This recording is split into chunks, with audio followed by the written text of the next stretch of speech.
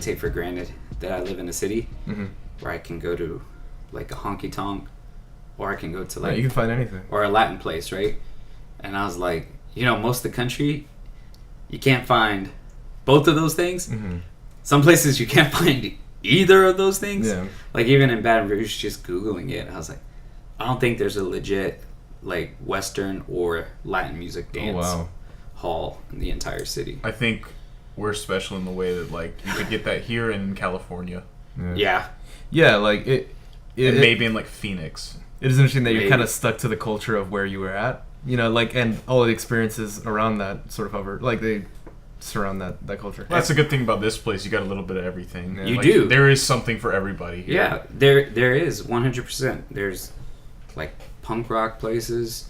There's gay joints, EDM places, country western places.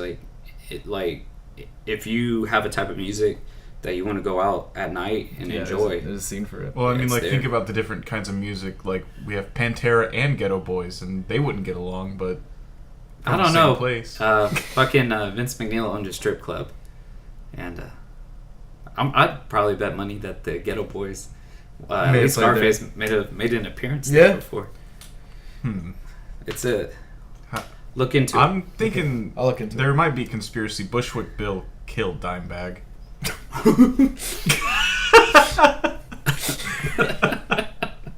That's why they couldn't see him. They were looking for a regular sized man in the crowd. No. That's not funny. That shit. Oh. That was really sad. I remember reading about that in detail. Oh man. Before we pass on this subject though, it's like I did like the brothers in Pantera, but Phil Anselmo's a racist dickhead. Oh god. And we know that. Yeah. He's a piece of shit. It's those fucking interviews or those whatever the fuck he is, yeah. But you guys are a couple of wise guys. Oh, I think I'm a wise guy. That means we would probably get and you know what happens to wise guys? Uh-oh. And Arkanar. Yeah. You know, that was actually one of my favorite lines. It was something like, "There's gonna be a massacre tonight. They're killing wise guys." Yeah. Yeah. Well, when the fuck did we start watching that? I was wondering what if every translation was the same. Yeah, I think the translation was probably not great. Honestly.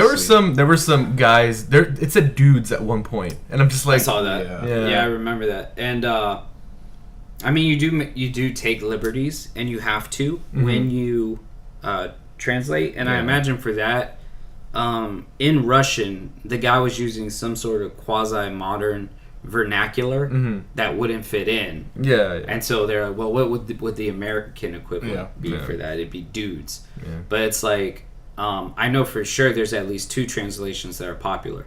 The one I watched via Amazon Video, when he's like trying to escape before he gets kidnapped, and he passes some like guys with spears in the hall. And he's like, "What's up, farmers?"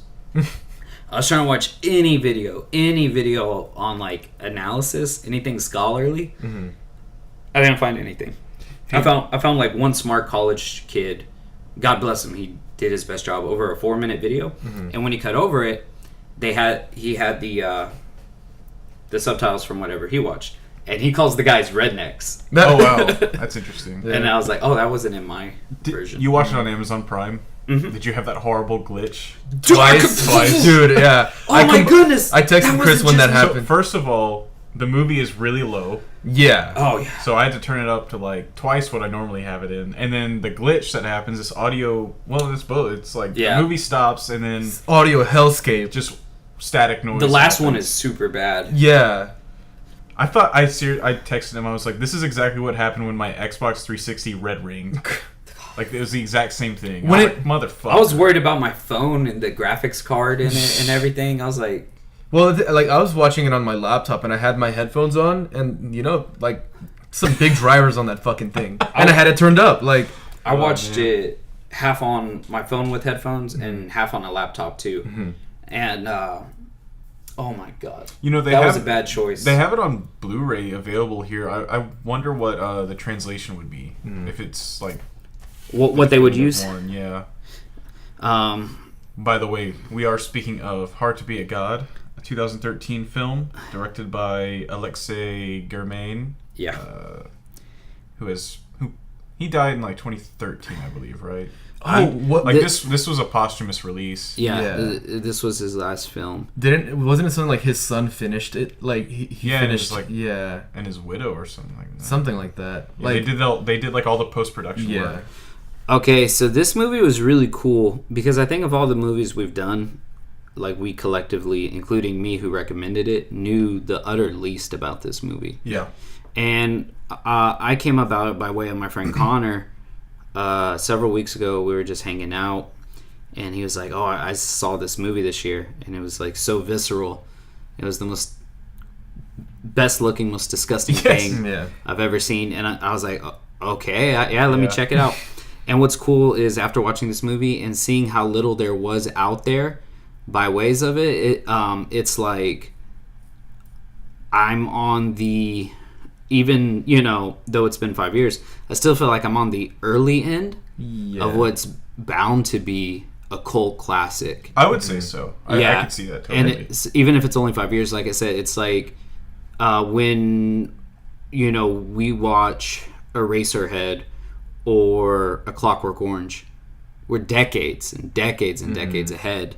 It's been established. Right, of it building steam until it becomes, that. I mean, like when you talk about underground stuff that builds momentum into becoming culturally iconic and significant, like Joy Division shirts. Who would have predicted even 8 years ago the phenomenon of Joy Division shirts? Yeah. Yeah, I mean, like Vince Staples' album is a ripoff of that artwork. Yeah, it's insane, how underground stuff can go, and I definitely think this is building steam, and it will continue, but it's still kind of early. I think it has all the right parts. It's repulsive and enchanting at the same time. Yes, its narrative is obfuscated by pretty much cinematography. Everything. Yeah,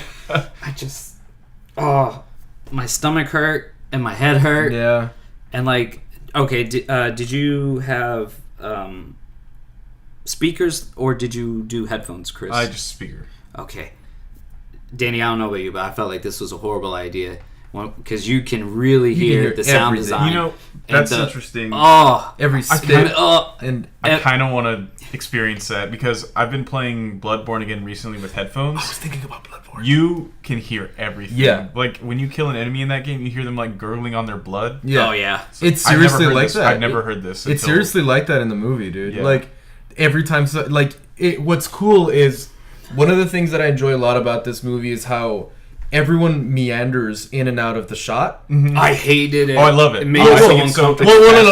No. Well, I love the way that they do that, but I love and hate it, but I like that you can hear stuff that is happening in the background. You hear spitting from people who aren't on camera. You hear, people falling and people getting hurt and slamming their heads into things. And it's like the way the camera moves in the room is like some sort of disastrous like trolley track. Yeah.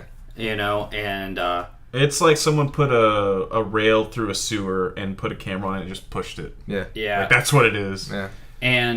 But then I felt like at times, how people seem to talk to camera, yes, or look at it, and it felt like maybe the feeling it was supposed to capture is so the scientists supposedly had observed this world before going, so it's almost as if like we're a drone, like we're a fly drone on the wall of these crazy mundane scenes. Yeah, and so, did you guys read anything about the Wikipedia or story before watching the movie? There were a couple times during it where I wanted to read to the part that I was at. I did, just because I needed the most basic framework. Yeah. I'm sorry. Like, Okay, did you have any idea what the fuck was going on, Danny? No. I had to.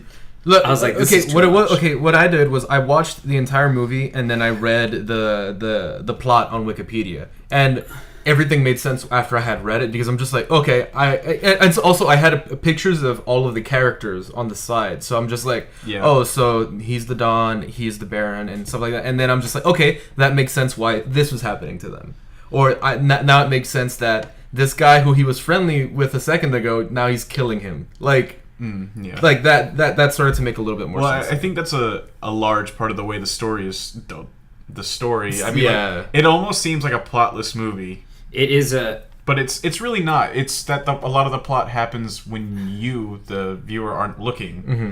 Like, I think a lot of the cinematography is based on the fact that this is, like, not really, like, supposed to be a film, more that you're just kind of there, and things don't have to happen in front of you. Yeah. Things can happen behind you, or you miss the action entirely, and you're just walking through the aftermath. I love when the camera is behind someone's like hand or something like that, where it's just like you're kind of like trying to get a view of what's happening. Yeah, exactly. So actually, I read a review from someone, I can't remember who it was, but they were talking about how that little crown on Ramada's head was actually a camera, maybe.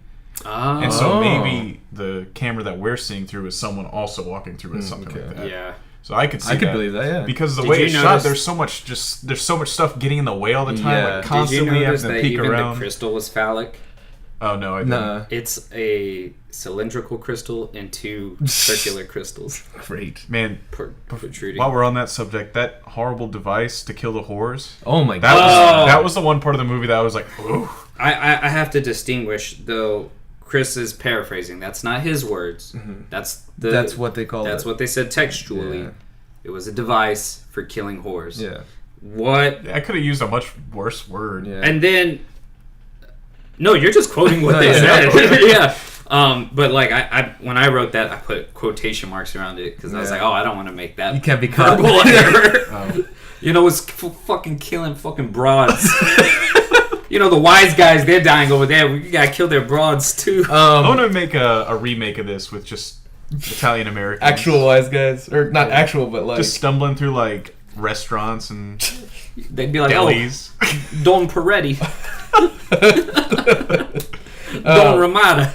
And in talking about the all the stuff. Instead of caca, it'd be just a lot of red sauce. You know, good Oh, red. just a bunch of marinara. Yeah, just lots of sauce. You know what I'm saying? It's a real sauce-based culture. Oh my god, like rubbing the sauce on your face. Oh! Incredible. Now that is an edit. Whoa. But in talking about stuff getting in the way, there was this one part that there are some scenes in this movie that like genuinely made me like laugh. Yeah. There's one part where it's actually if I laughed let me ever. find the name. So Ramada is talking to Don Riva, who's the big dude, the guy that has He's basically the antagonist. yeah. And they're discussing something, and there's just this guy that has two chicken feet, and he's like slapping them against each other in front of the camera, and I was just like, what the fuck is going on? Like, There's a lot of that. That's why I was saying. I think our point of view is a camera because It's someone, there's one part near the end where Ramada has like a spoon and he puts it over his eye and goes ah! yeah. like right in the camera. Yeah. Or when that slave runs away or tries running away, and then he dies, and Ramada just looks turns at the around and camera goes, "Oh," shrugs his shoulders. "Oh, weird." So there is constant acknowledgement of the camera, Yeah. which yeah. all I could think about was that Need for Speed game that came out. Oh my where it was god, like, yeah. Do you know about this game? It came out in like 2015. 2015. The 2015 No, not at all. The 2015 version of Need for Speed had FMV cutscenes. Yes. All of the cutscenes were FMV. Real actors. And it was terrible. In quotes. Because the Z-list actors. because the thing is you have these criminals who are racing at night and stuff, and they're doing actual criminal stuff. So Yeah, they're so, like, doing that. Did y'all ever see the old Command and Conquer games? Yes. How they would cut in? So it'd be like that. Oh yeah, okay, yeah. So, and the thing is, it's a rated T game, so they can't cuss. And your character doesn't talk. Your character doesn't You talk. don't see him. It's just your view. They don't drink beer, so they drink Monster. Everywhere. There is Wow. constant acknowledgement that you're a character, so they Yeah. always look at you for a little like affirmation, And, and then they hand you a and monster. The thing is, and the thing, you don't talk, so they wait. Yeah. It's like watching Dora the Explorer. There's constant fist bumps and monster exchanges. It's pretty. It's good. like it's kind of like this it's movie. basically this movie, Yeah. but with less mud. What? More monsters. Actually, just about as much mud, honestly. Okay, so y'all's point is the point of view. Yes. Yeah. Okay. That's what it reminded us of that. Okay. The way everyone like looked at the camera. Yeah. and- Yeah. There's pretty heavy-handed acknowledgement of the camera, and I think I didn't know how I felt about it at first I liked it. because Well, I think that textually, I'm pretty sure that there is some sort of drone, and that's what that is. yeah, The camera is a camera. I had to not force myself, but I think part of the understanding of the plot of the movie, you have to realize that this is a super futuristic thing when it involves the humans, when it involves people from Earth. You know, these are scientists. This isn't just some lunatic lord. Although he sort of becomes that in his own mind. Yeah. Like and to that extent, especially with the last interaction in the movie where he's sitting in the pond and he's talking to the other scientist, saying, "Do you want to go back?" Like, you have to be very, very aware of the fact that these are, futuristic things. Right.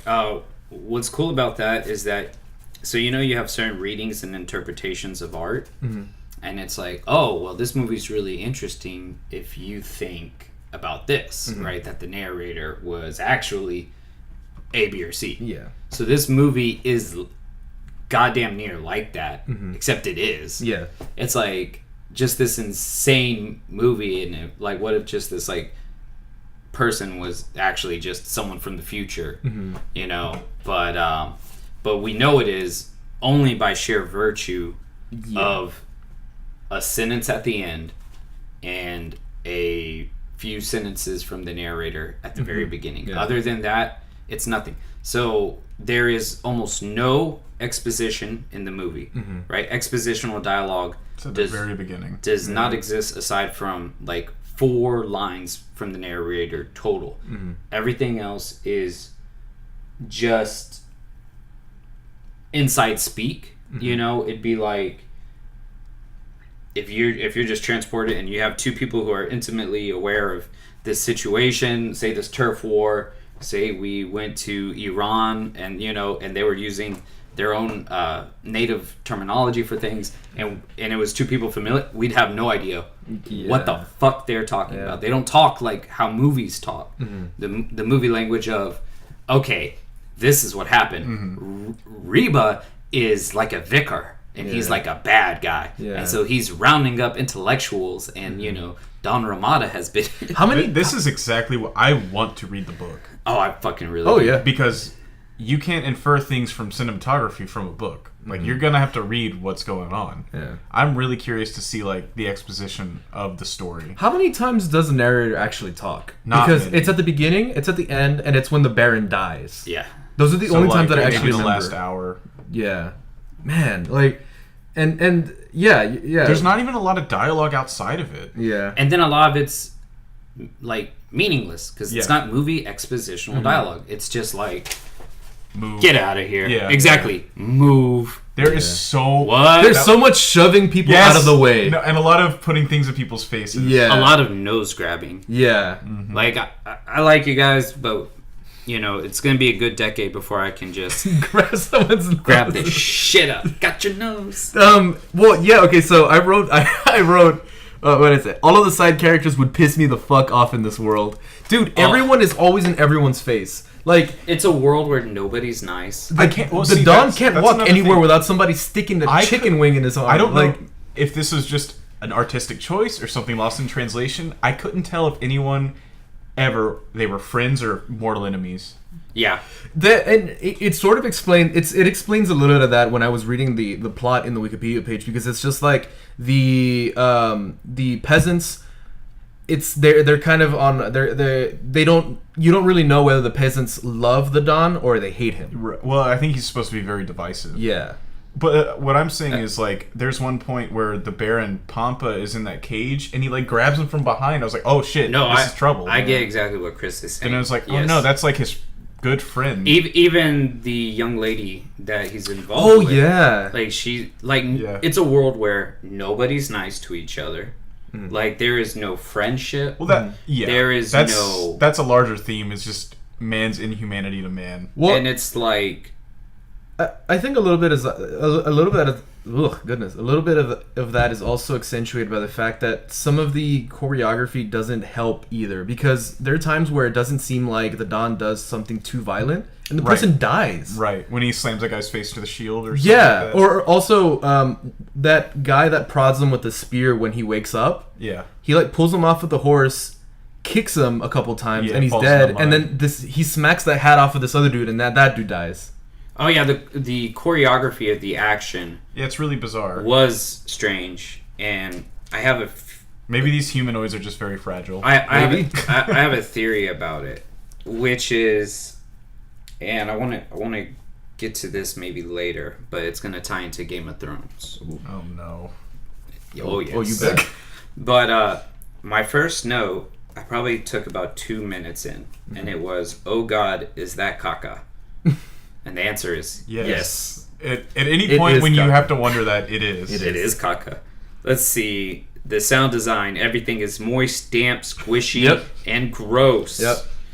Let's see. A gaseous man walks into frame. My stomach is curling. Headphones were a bad idea. Yep. What's this? Oh, great. A fucking toilet seat. That's at the very beginning. Oh, you know. Oh, man. Oh man, I really liked how it was bookended with him playing that clarinet. Yeah. And that's the, also, no score.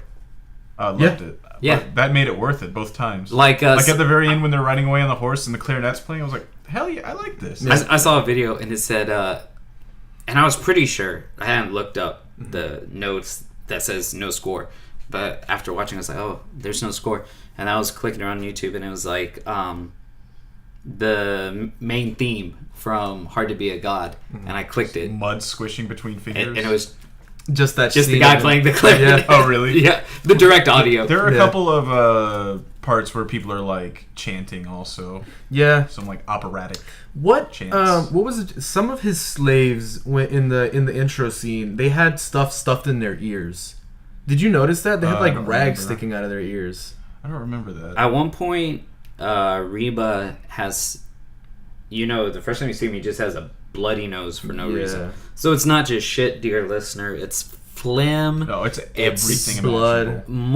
Mucus, Urine. mucus, urine, semen. What was that shit he smeared on his face? It wasn't. It was like tar. It was like tar. Yeah, right. I just figured it was something native to that world, maybe. Yeah. I don't know. And Of course, it's liquid and thick. Of course, that's the whole. Why would anyone set up shop there? something I thought was interesting was the armored boat trudging through the swamp. Oh, I love that. Yeah. Where they're playing guitar. And then on the flatbed, there's a flatbed Two hitched guys to dancing. it, and they're playing guitar. And I was like, Mad Max, Fury Road. Oh, Mad Max Fury Road was in 2015. This movie was in 2013. I think somebody's estate is owed some posthumous money. But there were a lot of Mad Max-esque Yeah. things in the movie, such as all these primordial contraptions. Mm-hmm. My favorite thing regarding the movie is it's probably two things. It's shot composition at certain points. Mm-hmm. It's really, really stunning. Mm-hmm. And the other thing is I loved looking at all the contraptions and weird practical props, if you will, like the gauntlets. Oh, those are so cool. Yeah. The helmet. dude, that helmet was That fucking helmet sick, is dude. nuts. He killed a Yeah. guy with it. Yeah. Like That was a lot of blood when he killed him. It reminded me my of the end God. of Sanjuro. oh yeah, that is the end of Sandro.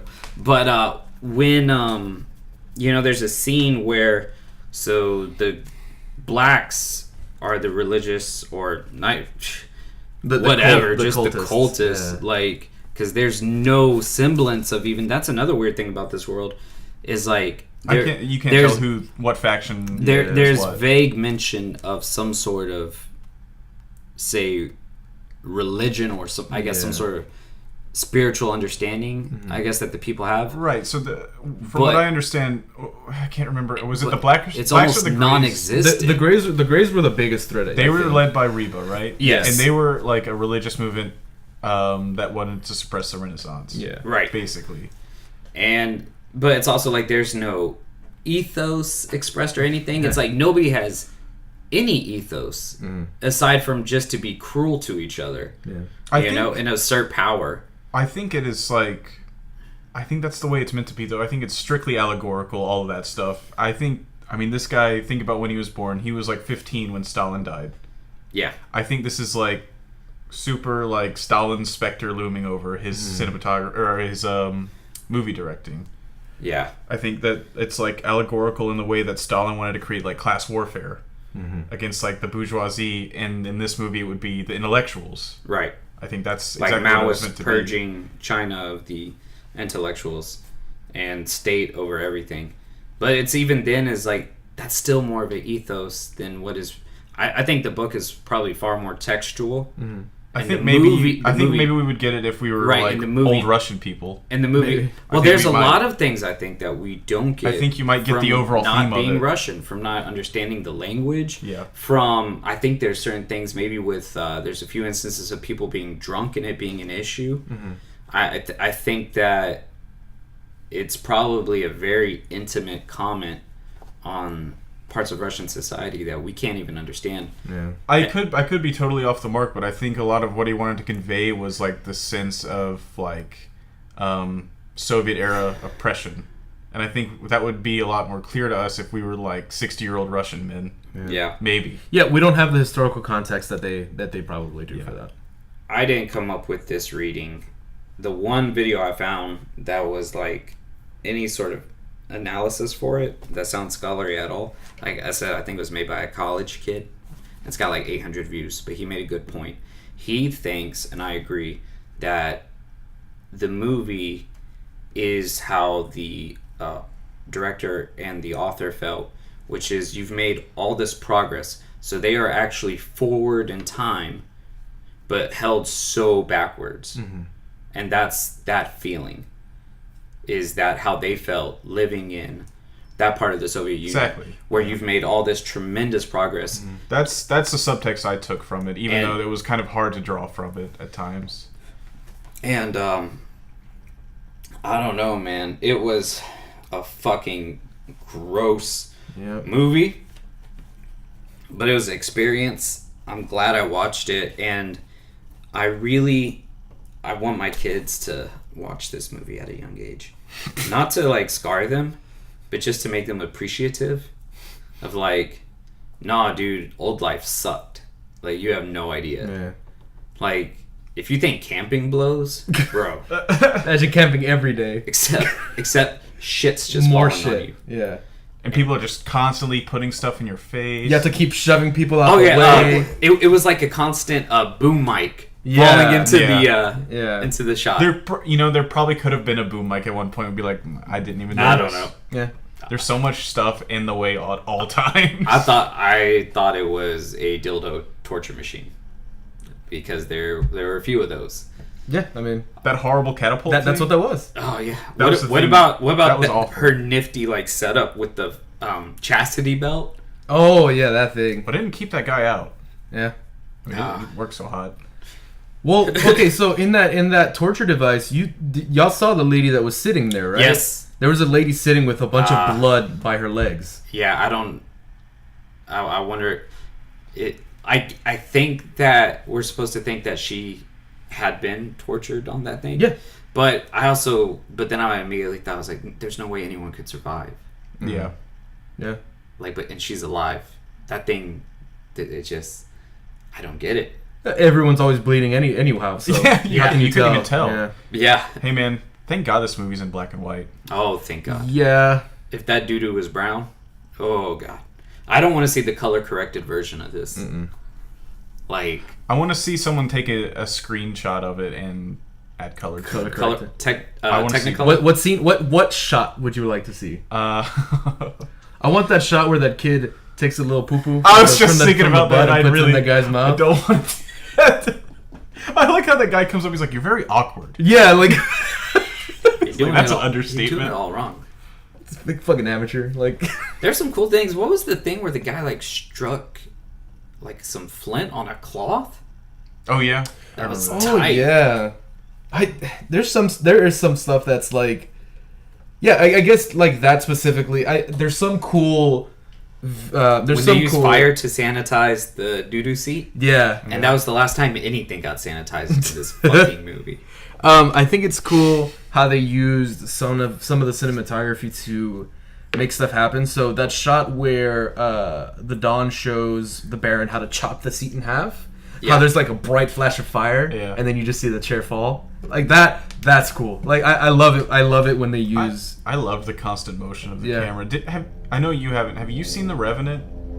The Revenant? Yeah, I have. Okay, well, I have to think that a lot of that guy's cinematography was at least inspired by this, because it's similarly filmed in the way that's like, it's not a wide angle lens necessarily, but it's a little bit like a little bit of fisheye effect almost. The way the camera is kind of from mockumentaries from the 70s, like Cannibal Holocaust and a movie. This movie I think draws heavily from fucking German guy. I mentioned him last week in the Herzog. Werner Herzog. Aguirre, Wrath of God, which I feel like has some tonal similarities with this movie. And that's also a very ugly movie where it's back in time, and like it is also like a fly on the wall, and it's like Spaniards going down like the Amazon looking for the city of gold and just going crazy. Yeah. And is it Heart of Darkness? Is it? Might be. AKA Apocalypse Now also. Yeah, but could be. It sounded like it historically takes place before, but it was created after Heart of Darkness. So it could be. It would just be because it is newer.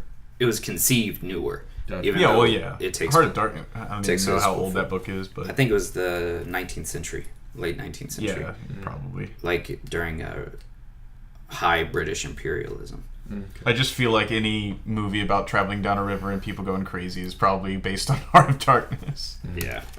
But at any rate, so one of the points I wanted to talk about Game of Thrones and the direction of the action and lack of choreography was, and I think there was a purpose of this, is that so when you watch a movie like King Arthur 2003, right? Or Game of Thrones, right? There is a real romanticization of this bygone time, even though Game of Thrones superficially kind of has some gruesomeness. Sometimes dips its toes in it. Yeah, but there's a whole lot more of cool stuff. Yeah. Exactly. I can't help but think that the director's going, "Hey, check it out." Yeah. And it's like in Game of Thrones, you have people who, even though they're in this time period, right? It's like everyone's gorgeous. Yeah. Like everyone in this movie is so ugly. Yeah. Exactly. They're awful. I wonder what the casting was or how much prosthesis they used. A lot. There are some real freak shows. Oh yeah. Oh yeah. It was definitely part Hills Have Eyes at certain points. But yeah, in Game of Thrones, like, you know, you have these people and they supposedly live in this, you know, down and out society, but they don't look like shit. You know? Yeah, because even kings looked like shit. Like in this, yes, and they would. Yeah. They would look like shit.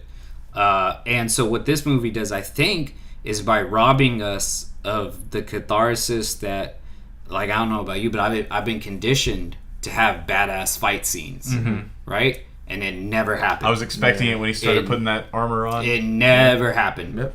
It never ever happened, and it was like, because it robs you. It robs all the glory out of this romanticization of the past. Yeah. All of it, even the cool riding into battle, like, you know, fucking somebody up with a double-handed. Like, no, you don't get any of that. it makes you will only have the ugly, and that's it. And it's like in the way that other movies are like, we're gonna show you none of the ugliness and only the good. It's like trying to bring balance to that equation by how bleak and Russian.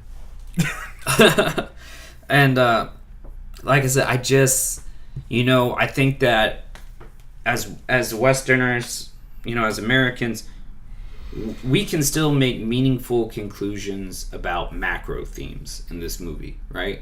About the nature of man. And but I also feel kind of sad that we don't get a lot of maybe the richer commentary by virtue of not being Russian. And I feel like there's definitely something there, that you're missing. Right. It's like, so like how curt everybody is to each other. Is that just that world? Is that a heightened but familiar version of what it's like, to be in Russia? I mean, what is that like? Because to me, it's just confusing, But man, it was, when I saw the thing. Y'all remember when they had the Greys walking and they all had that contraption where their necks were tied to this? I was thinking, what a hazard! The insurance company could not have been happy. Oh man, I was like, being an extra for this movie must have sucked harder than. Because that thing was specifically meant to be like, if you tried to escape, fall, it would kill you. Or if you fall. Well, the thing is, if you fall, it would kill you. But if you start dragging other people, they're going to start getting choked. And it's all muddy, and people are slipping during the filming of this. And that's a real thing. Yeah. Right, and that's the thing. That's what I'm thinking. And their hands hands are tied behind their backs. For a short moment, I thought, oh man, that must have been crazy to set up. But then I'm just like, that's probably what they set up. No, that's probably that it. Is. And then, speaking of hazards, we had to get into this eventually. Were any animals harmed? It's a lot of dead dogs. In the making of this movie. I have a feeling they went to a taxidermist and got actual animals, probably. I could believe that. It's like, there were lots of live animals. There was a couple owls. That scene when he opens the door. Yeah, that was cool. Like, lands on his shoulder. It's funny, he tries to knock it off and it just... What about the times when he just he opens his hand and there's a dove? Yeah. The fuck? Sometimes that would just happen. Like, doves would fly across. Boy. Dude, oh, man. Okay, are there any lines from the movie that are memorable to y'all? He says, I got a good one. God, please, if you exist, stop me. Yes, right when he's suiting up, he says, what is it? Man. He murks everybody? He also says, destruction is easy. Or he says something like that, like... Yeah, God, if you exist, stop me. Yeah. Oh, it's a great line. Is there a thing about having red hair? They mentioned it a couple times. I couldn't find anything. And once again, is that a Russian thing? Is it a Middle Ages thing? Is it completely inventive of this world? Is it... and that being said, is it actually redheaded people in this, or is it just like a bad omen to them? Mm-hmm. Like, who knows? Yeah.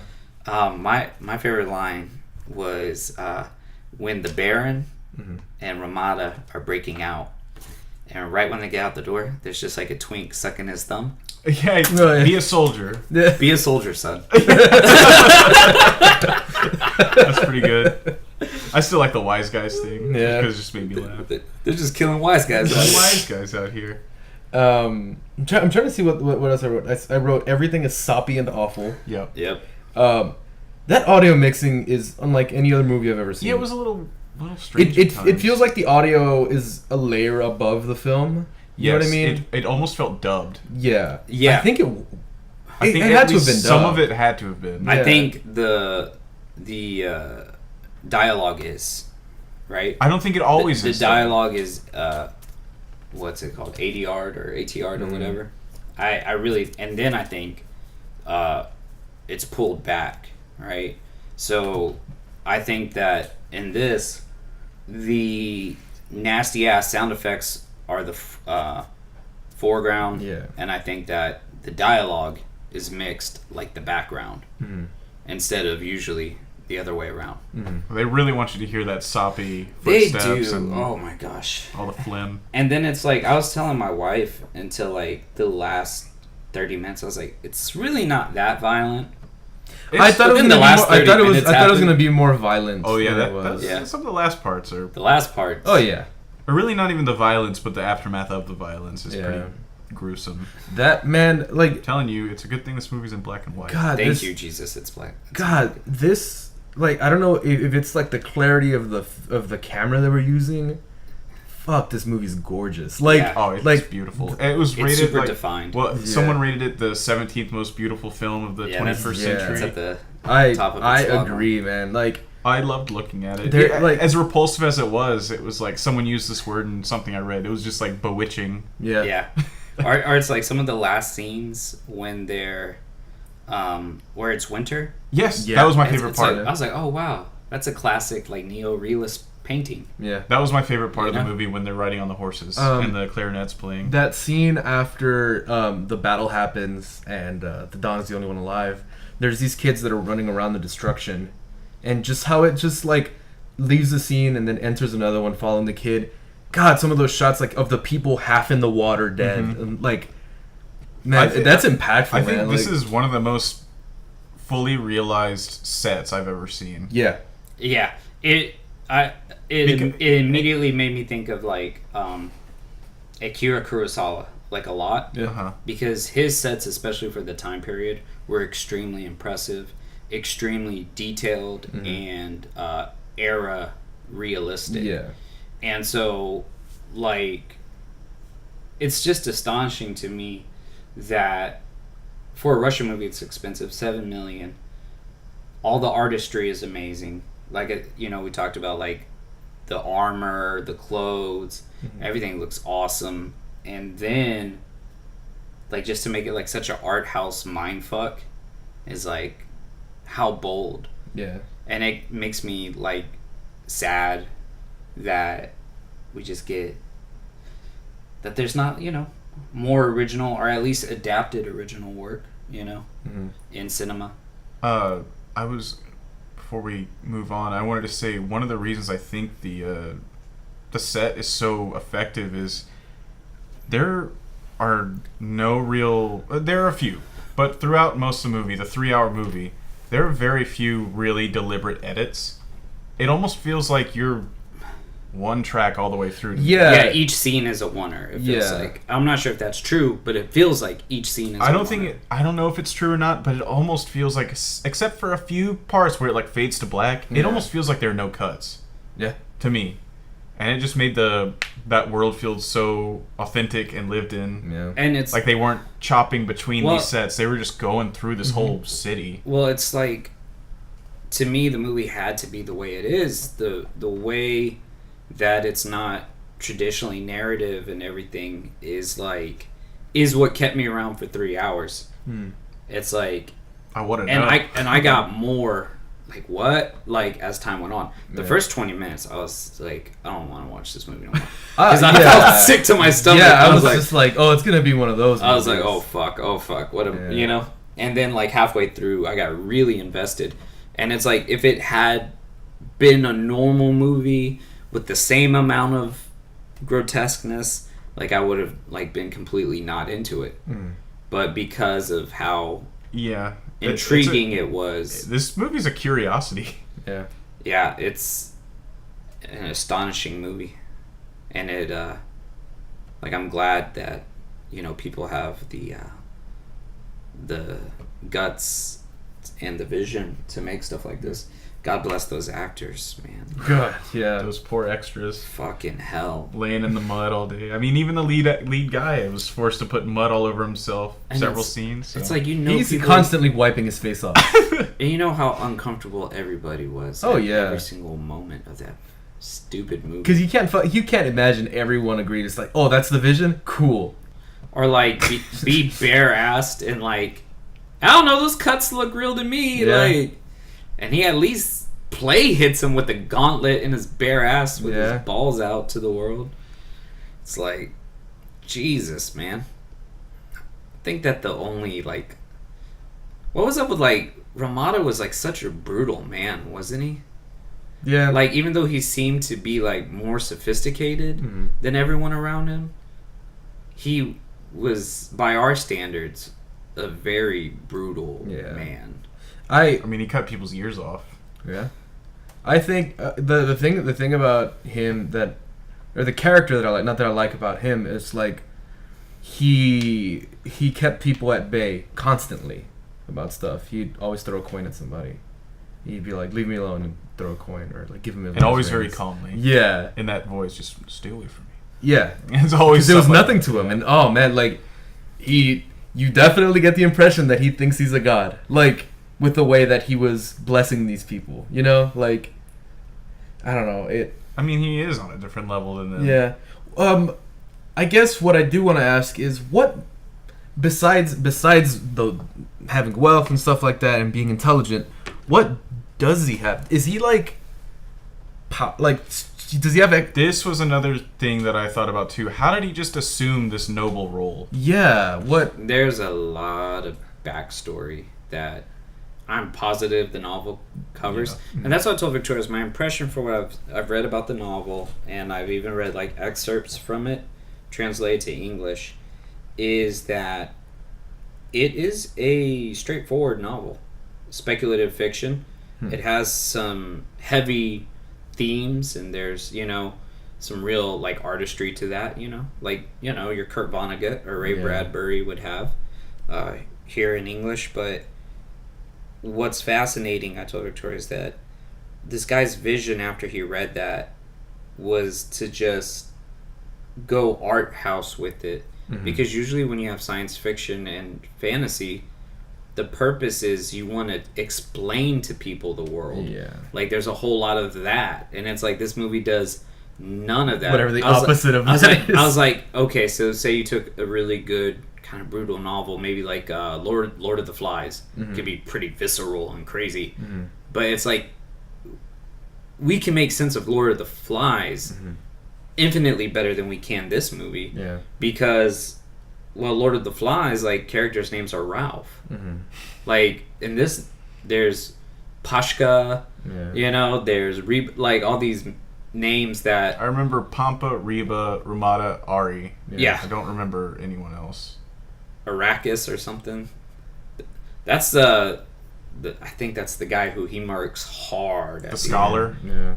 Or the university student or whatever. Dude, they shoved that dude in a toilet, in a poo hole, head first. That's an atomic. I'll tell you what, if you come Swirly. Okay, is this movie Garbage Pail Kids. what's it called? Rick and Morty. I agree. Yeah. It's a little Rick and Morty-ish, right? God doesn't No, it exist. it really is though. It's like, Well, it's Oh my god. well, like, I'm about to check out. well, it's like how Rick and Morty, they'll just bomb into a world, This is me, Chris, removing myself from the situation. and then they'll just be like, "Oh, geez, Morty," right? I guess. That's immediately what I was thinking. I was like, What? this guy's Immediately. just like I gotta say, not once did Rick and Morty cross my mind. Art. it wouldn't stop popping into my head.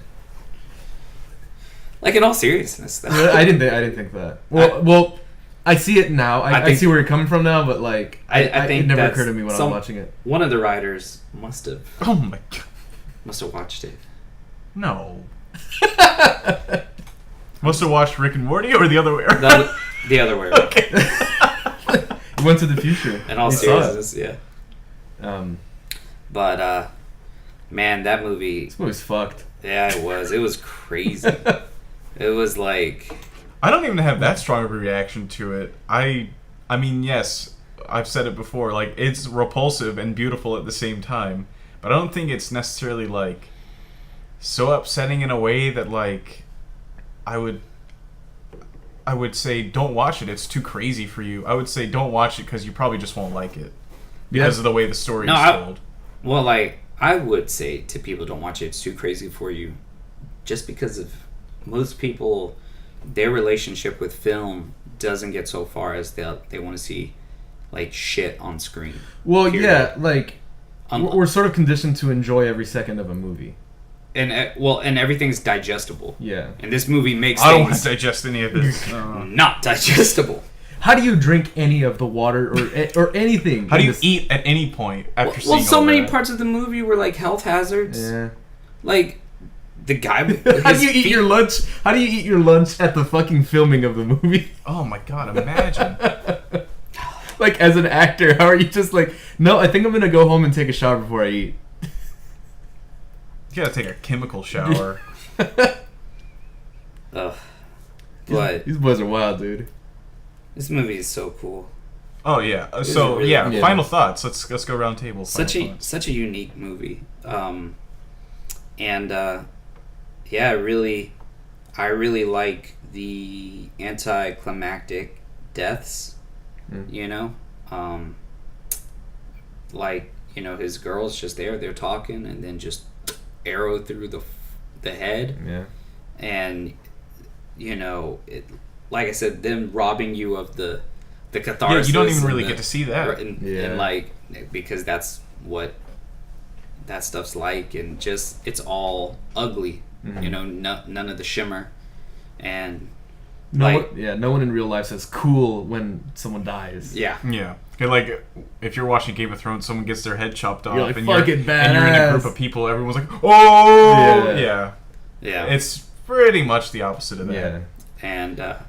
And for that's like pretty refreshing, and but it's just a nightmare also. And it's just like, man, is that how we really are? Yeah. Like those people, the planet, is it? I'm still trying to figure that stuff out. Like I'll have to think about it more in the future, but Well, you should read the book. yeah, but it's also like, well, I think the book, that's what I have to do, because that definitely informs the movie, or at least it informs the pacing and what happens, But no, beautiful to behold, hard to digest, Hard to be a god. hard to be a god. Going off that, I loved it. I honestly loved every second of it. As horrible as it was and unpleasant as it was, I came away just wanting to like learn more about it, read more about it, and I want to read the book. Yeah. So badly. I want to read the book. I'm gonna watch it again. Yeah, I don't think... And I know that's like a hard sell for people because like it's so unpleasant, front to back, Yeah. and it's 3 hours long. It's a trial. But I don't know. It's something about it has me like enchanted. I don't know. It's got me in a weird lock, like a vice grip. I just need to know more about it, and I want to watch his other stuff. Yeah. So he has a film called Trial of the Road. I think it's a World War II movie that was banned for like 15 years, and it's supposed to be Jesus. It's supposed to be his most accessible one. Oh gosh. Cool. So I want to see what that's all about. Yeah, I mean, this movie is gruesome in a way that I wasn't expecting. Not that it was more upsetting than what I was expecting. I was expecting a lot more chopped off heads. Yeah. And Yeah, I thought it'd be more of that more violence. than And I think poo poo. it was okay. So going into it, it was longer than I expected. It was grosser than I expected, and that grossness was more brutal than I expected. And while that's unpleasant, that's exactly what it was going for, and I think it hit its mark. Like that's what's so impressive. I love to how me about this movie. confrontational and ugly it could be. Yeah, Exactly. It's Because it's just it's different. It's compelling. It's really by its sheer cruelty. Like and boldness to take off all the glimmer. yeah, All the glimmer of the characters. Mm-hmm. Nobody's likable. All the glimmer of well thought out and cool settings and plots. Doesn't explain any of that to you. All the glimmer of the violence. Yeah. The most well thought out thing about this movie is how they can make it as unpleasant and ugly as possible with set design. Yeah. Oh, also another just sort of like kind of cruel and not romantic death. The Baron. They don't show him getting shot. They just say it's just him dead on the floor, and the narrator says as he was running away he was shot with arrows. Exactly. And that's it. I also really like the part where the Baron says someone threw a cow on him. Yeah. Like, all right, I could see that happening. Yeah. Sure. It's the Monty Python thing. Where Yes. they catapult a cow. Just Were there any French people in this? in this film? We would have known by their outrageous accents. You're right. That's hard to be a god. Yeah. I'm sorry. No, Yeah, that was an awesome Yeah. pick. I will ask, did you watch it in one sitting? Me? Yeah, Yes. I watched it in 2. I watched it in 2. I went hour and a half. It's hard to be a god. Hard No, to it's be hard to God. find 3 hours just back to back that I can put that on and Well, I guess then I did watch it in 2 things, but I watched it and then immediately came home and finished Gotcha. watching. Yeah, I watched about an hour and 40 minutes in, and then I watched 20 minutes before just so that I could get back into it, and then watch the rest of it. Yeah. yeah, that first sitting like an hour and a half in, I was like, whew! I had like sweat on my brow. And my ears were ringing, but not for the movie. My legs were shaking. 30 minutes in, I was almost ready to deuce out. Yeah. I was like, I never felt that way. it was so gross. It's gross, It's man. fucking gross, dude. It's a gross ass movie. Just the mocos and the fucking. Yeah. Yeah, I was watching it, Chris. You were just like, how many times have people blown their nose? Yeah. Spit, Yeah. everything. He spits every minute. Hey, hold on. I know this is a podcast, so people can't see it. Hey guys, what about this? Yes! Oh, dude, the spanking the butt. Yeah. Spread them. Man, that was the French guy. That was him. Those were the French guys. Those bastards. Slapping his tuchus. Thank you for that. Man, I don't imagine I would have ever watched that movie had it not been recommended. Like, Dude. I never even heard of it. me neither. Dude. Also, there's a video game that came out about that book. Came out Rocket in, League? Yeah. Oh. No. Hard to Be a God is like in 2006. It wasn't very well received. It was called that? Yeah, it's about that. What console? Huh? I'll have to check, but when I looked up Hard to Be a God at first, like there were some What? links to a video game. I saw that, but I was like, nah, No way. no way. But man, Chris, whatever you have for us, I hope it's it's Hard a to turn be for the on better. Steam. You know what? You know what's some good horror science fiction? I have no mouth and I must scream. The game? Huh? And the book, and the short story rather. Oh, I've only heard of the game. It's based on a short story. It's really good. But is it Philip K. Dick? No, it's Philip K. Anselmo. Yeah, there we go. Philip K. Anselmo? Yeah. You read the unedited version. No. No. Chris, Alright. Christopher. Chris, it's your turn. Well, this movie's rated R. Big surprise. Big boy Chris. Yeah. But this is Oh, he's smacking his ass while turning around, taunting us. this is about I won't say it's pretty much opposite as you can get, but Thank God. in length and in tone. Have you guys heard of the movie Mid-90s? No. Jonah Hill? Yes. It's his directorial it's a new movie. debut. Ooh. So this is actually going to be the newest movie we've watched, right? When and was that's that? kind Came of out in like November of 2018. And Oh shoot, that's really new. Yeah. yeah, that's cool. 'cause Okay, yeah. That's another first. It's a first contemporary. Mm-hmm. Very nice. Have you seen it yet? I have not. Awesome. But from what I know, it's a coming-of-age movie set in Los Angeles about a kid who finds a group of rebellious skateboarding friends. I have heard of this. Yeah. And it has a good soundtrack. I saw the trailer. Yeah, we should watch the trailer. Let's do it. All right. All right. So that's mid-90s. All right. Yeah, Jonah Hill. Jonah Should be interesting. I'm very curious to see what his style is. But she's got a lot of boogers in it. Ha. Y'all are a couple wise guys.